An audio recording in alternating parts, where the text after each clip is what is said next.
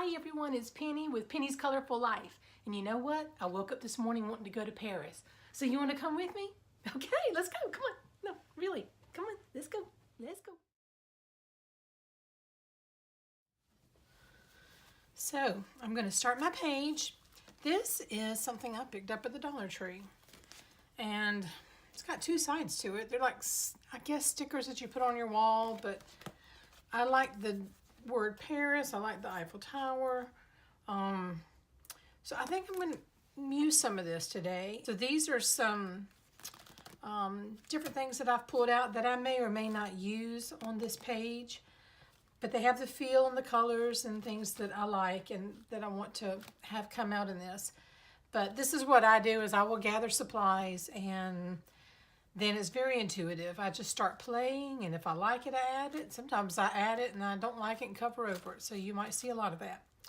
So I'm going to get started and we're going to fast forward this thing a little bit for you. So I'm preparing my page. That is Liquitex gesso and some Jane Davenport acrylic paint that I love. I mix those together and I'll start painting, and if it feels a little thick for me, then I'll just add a little bit of water to my brush, which is what I've done there, and it makes it flow. So just play around with it a little bit. There are sometimes, especially in the beginning, I like it a little thinner, and then as I progress on the page, I will go back and add a little bit thicker, which you'll see in a minute.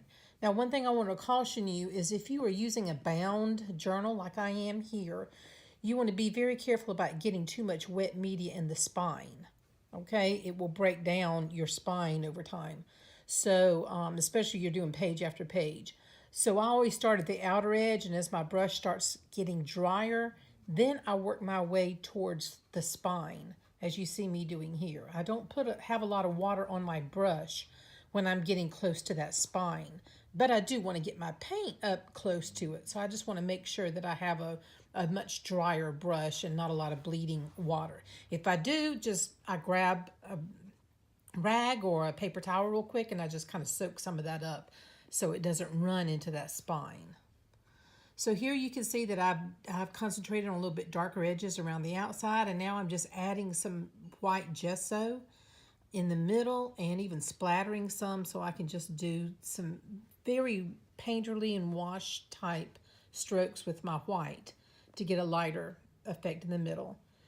And so to keep you from having to watch for too long, I'm just drying it, and that lets me keep working rather than leaving my book and coming back.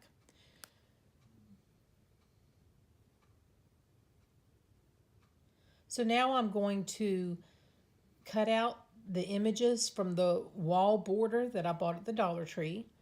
So these are basically stickers that are sold to put on your wall. And I like the images, and it has a really nice gold image on a pale pink background. And I love those colors together, so that's why I'm staying within that color family. Now, what you're seeing is that I'm kind of auditioning it on the page, and I'm deciding that I just want to cut away a good bit of that light pink background. So again, I'm auditioning it. I'm going to stick it back on the sticker paper it came on, though, to protect it while I do some other things on the page. Now, this is Golden's Soft Matte Gel Medium. This is what I use in place of glue. And especially for what you're seeing I'm doing here, I put a thin layer on. I press it down with my brush. I use a credit card. That's the good use for an old credit card, is just to get all the air bubbles out and make it smooth and make it adhere nicely to the page. So I do that with each piece of ephemera that I'm going to put on this page. And I have everything from torn pieces of scrapbook paper to old book pages. And I add it all in here at this point. And it's just very intuitive. I'm not trying to do anything particular. I don't even have an idea really in my head for exactly where everything goes. I just work. I know I want something kind of around the edges, and I want something for the Eiffel Tower to sit on, a background. I love using tissue paper. This is some really neat tissue paper I had that has gold metallic stripes in it. And the other thing I like about tissue paper is you can layer it over other writings, and when you use your gel medium to adhere it down, some of the writing and whatever is underneath it will begin to show through it. And I love that. So I'm taking little bits and pieces of things that I've laid out and I'm adding them to the page. At the same time, I'm looking at some other things and I'm deciding not to do it.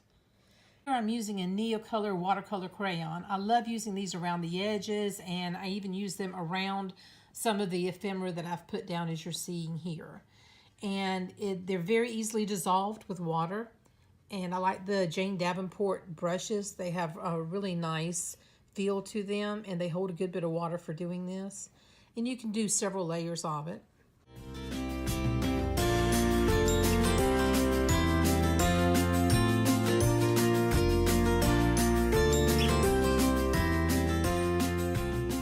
So now I'm going to play with the word Paris. That's what the other image that I liked in these that I'm going to pull out. So I'm just cropping kind of close to it, and I'm going to play with it on the page and see where I like things. Now I found the spot that I like for the Eiffel Tower, but I notice it's still a little damp, so I want to dry it a little more. The adhesion on these stickers is actually pretty good. So I'm using them just as they are, putting them down. Now if I come into problems where it's not wanting to stay down, or I have it layered over some textured bits, and I'm going to use my gel medium at that point to help it stay down, as I've done with the P in Paris. Now you'll see me get just a little crazy on some of these, trying to take the backing paper off. But we get there, and thank goodness this is sped up in time. So now I'm just cutting apart the other part that says Paris is always a good idea. And I'm just going to play around with them on the page until I get something that I like. It's not rocket science. There's no right or wrong. It's just whatever you like. So just play and have fun. What I love about art journals is that you don't ever have to show anybody what they are. So don't try to make perfect pages. And you're going to make a lot of sloppy pages before you make one that you absolutely adore. So just play. Have a good time. So now I'm doing one final dry on it, and then I'm going to start adding a little bit more definition. I felt like I needed a little more black because I had the black in the words Paris. But I needed to add a little bit more black, and so that's why I used the stamp at the bottom and my black ink pad. And now I have the little star rubber stamp that I'm using gold metallic on. Now I'm going back around the edges of my page. I want them just a little bit darker right around the edge. So I'm just using my finger and a black ink pad to do that. It's just to give it just a little bit more depth.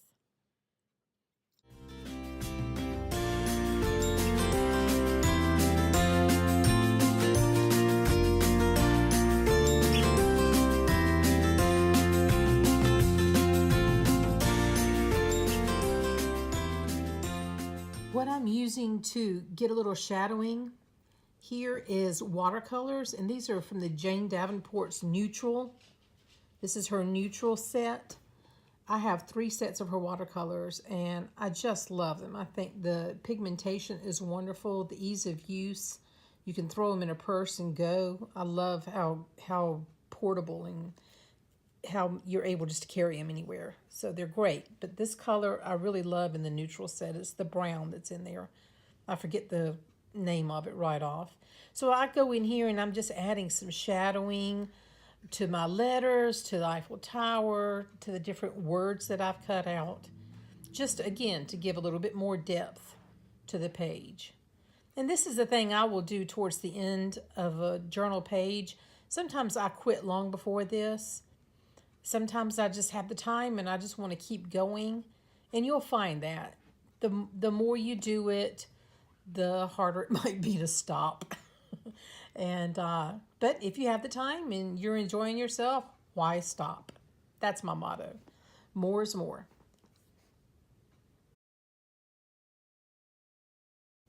So here I'm just adding some extra gold stars to get a little bit different gold on the page. And I'm doing that with a Sharpie gold metallic marker.